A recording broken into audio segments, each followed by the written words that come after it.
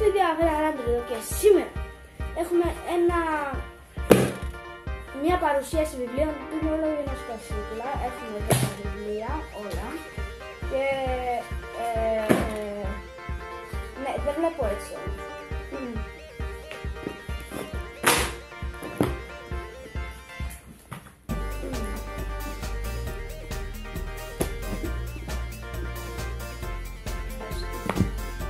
Ωραία, και σε σημείο βίντεο θα σας έτσι για να σας παρουσιάσω πιο πολύ το 1 και το 2. Για αρχή. Πάμε να ξεκινήσουμε. Σας έχω ετοιμάσει 2 τρέλες. Βαρεθήκαμε να πηγαίνουμε στους αγώνες να δούμε το σταθμό από συγκρότημα. Για να δω τι μπορώ να κάνω. Θέλετε για καμία δωμάτι ποτέ. Σου πέφτουν όλα τα λεφτά μας, ηλίθιε. Ξύλο, ξύλο, ξύλο.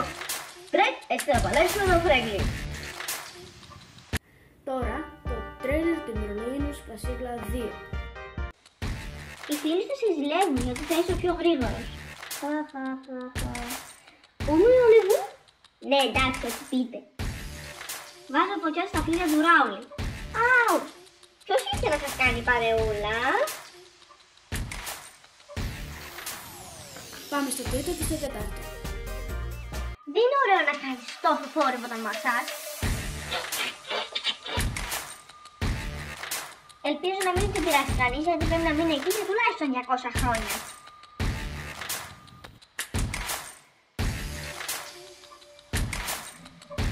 Σημειώνω τις φωτογραφίες διακρινώντας το πόντι του παπουσόστρα. Δεν φαίνονταν καλά, αλλά είμαι σίγουρος πως αυτή είναι παπουσόστρα και τυχαία αδερφή της. Και ο τελευταίος άνθρωπος που βλέπει το χέρι είναι πάντα στο επόμενο μεθύριο. Πάμε κατά φρέχνη!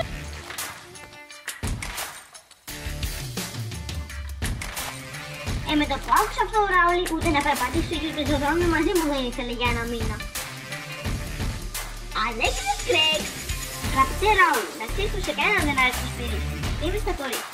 Μια χαρά τα πήγε το σημείωμά μου. Είστε ώρα. Μόλις διαβάζεις το σημείωμα, παρακαλώ να το πετάξεις.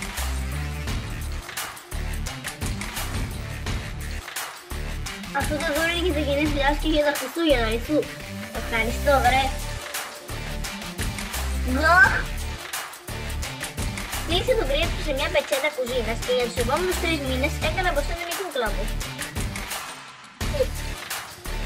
Πάμε και για τα 2 τελευταία για σήμερα, το 7 και το 8. Και σε ένα άλλο βιντεάκι, στο άλλο part, θα σας δείξω και τα υπόλοιπα 8.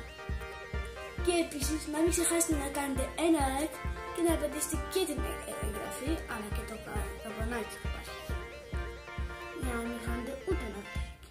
Συνεχίζουμε. Αγγούρι. Δεν μου φαίνεται ότι διασκεδάζεις. Τη στιγμή που ήμουν στην δωμάτιο της Λόρελ, έσπασαν ο κύριος και η κυρία Στρίγια.